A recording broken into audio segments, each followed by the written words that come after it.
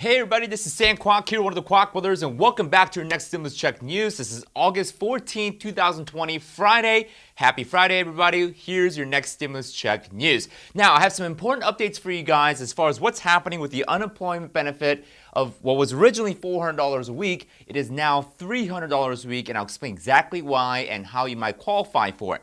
We'll also talk about the eviction moratorium and how it may not actually happen, and we'll give you guys the update of the timeline as to when the rest of the stimulus package can come together. Now, before we do, I want to thank you so much, guys, because we just hit our 100,000 subscriber milestone yesterday, and yes, we will do a special event for you guys to give away prizes as well as free training and Q&A, and we'll also do a video on how we got to 100,000 subscribers over the last 2.5 years. So with that being said, let's go and get you guys updated. Now, when it comes to the unemployment benefit of $400 a week, this was part of the memorandum that President Trump signed last weekend, which 75% of the funding will come from the federal government, and the memorandum asks that the state pitch in 25% of the $400, which is $100 a week. Well, the problem is that most states don't have the funding allocated for the $100 a week unemployment benefit, let alone a lot of states are running out of money and they simply don't want to comply. So what happened was that this week, the White House team made some adjustments to the memorandum, no longer requiring states to pitch in the $100 a week. Now, the wording and how they changed it with the Department of Labor is that if the state is already contributing towards the unemployment insurance, that would waive them of the $100 a week requirement under the memorandum. So if the state is already participating in some sort of unemployment insurance plan, then they don't have to pitch in the $100 a week, ultimately making the federal unemployment benefit bonus of $300 a week instead of $400 a week. So we'll make that adjustment on our stimulus scoreboard as well so that we can keep tracking on what's happening. There we go.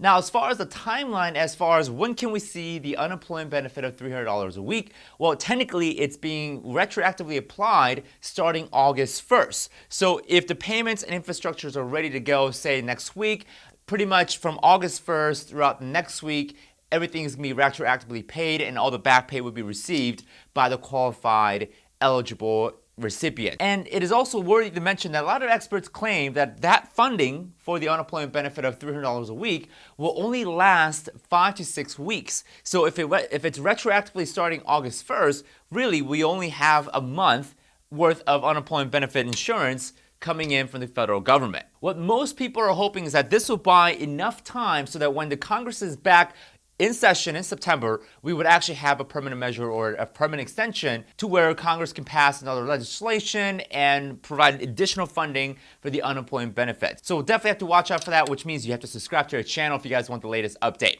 Now, moving over to the eviction moratorium side, and just like how I broke down the eviction moratorium memorandum a couple days ago, the language was not that an eviction moratorium was absolutely required or it was being enacted. The language was more so a direction and guidance or an ask from CDC and the Director of Department of Health and Safety to see if a eviction moratorium can help with the reduction of spread of coronavirus 19. So basically, if there's evidence or data to be found that providing an eviction moratorium helps with the spread of coronavirus 19, then they can recommend an eviction moratorium to take place to further stop the spread of coronavirus 19. So the executive order was not to put an eviction ban immediately. It's more like, hey, go and find some more data and evidence to see if eviction moratoriums are actually effective when it comes to curbing coronavirus 19. If not, then we're not going to have an eviction moratorium.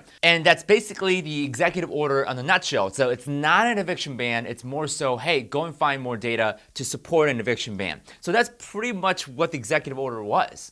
There wasn't really much to it other than that. So bottom line, the memorandum on eviction really didn't have too much power, but what would be powerful is if you go and smash the like button on this video, go and turn that like button blue, help us out with our YouTube algorithm so that more people can see and check out the update. Now, as far as the timeline goes, as far as the rest of the stimulus package, what is likely at this point right now is the $1,200 direct payment. We've been following this for some time now. And we may see a permanent version of the unemployment benefit insurance. Right now, we have the memorandum kicking in for 3 to 5 weeks. That's going to happen. Paycheck Protection Program is also likely at this point, but with some modification if businesses have suffered 50% of their revenue, then they would qualify instead of businesses that are not hurting. $105 billion for school, I think it's pretty much given at this point. That's a necessity because schools are reopening and there needs to be some funding to cover the adjustments and changes that are happening to schools. Now, the biggest knack that the Republican senators are having and what the Democrat senators wanted for the last 2.5 weeks was funding for states. States are running out of funding very quickly, so what Democrat senators wanted or, hey, we need funding for states so they could provide funding for testing as well as funding to operate a coronavirus relief fund or some sort of measures to stop the spread. And of course, the Republican senators are saying, you know what, we are not going to go and bail out some of these states because some of these states have very expensive pensions that they have to pay for. Therefore, we're not going to pay for anyone's pensions. They have to survive on their own. So there's some obviously clash and some disagreements when it comes to funding for states. Eviction moratorium as well, but it seems that Republicans are also on board on some level of eviction moratorium. Again, the president did sign an executive order, but not an effective eviction ban, but more so a kind of a cut around saying, hey, if you can find data to support that eviction bans are effective, let's make it happen.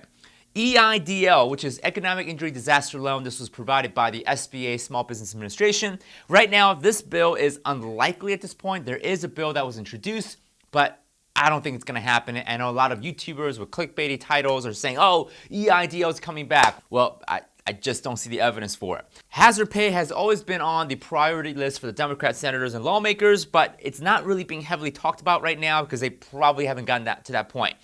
Student loan deferment and forgiveness. Right now, President Trump did sign a memorandum pretty much further deferring the student loan till December 31st, 2020. Again, if you have the means to pay for it, definitely pay for it. Every dollar is going to contribute right to the principal balance, which is really good.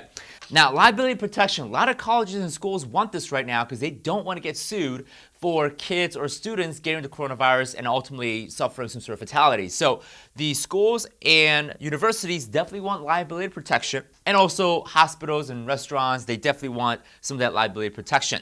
Now, payroll tax deferment, which is something that President Trump did sign off when it comes to the memorandum. Now, President Trump did mention that if he is to become reelected, he's going to find a way to forgive and forgo all the deferred payroll taxes, and he would fund the Social Security from general funding. So right now, the payroll tax is only deferred. It's not going away. It's not forgiven, which means that you will have to pay it eventually if you're making less than $100,000, that is. You have to pay for it eventually, but if President Trump does get reelected and finds a ways to forgive and forgo the payroll taxes, then you no longer have to pay those obligations. Now, when it comes to mortgage forbearance, you can still get a mortgage forbearance today, which if you have a federally backed mortgage or financing, you can get by default 6 months of mortgage forbearance, an additional 6 months if you request for it, totaling up to 12 months, up to a year of mortgage forbearance. Now, there's a lot of myth going around saying that the mortgage forbearance is harmful for you, it's bad, it's going to damage your credit. The traditional version of mortgage forbearance can and will do that.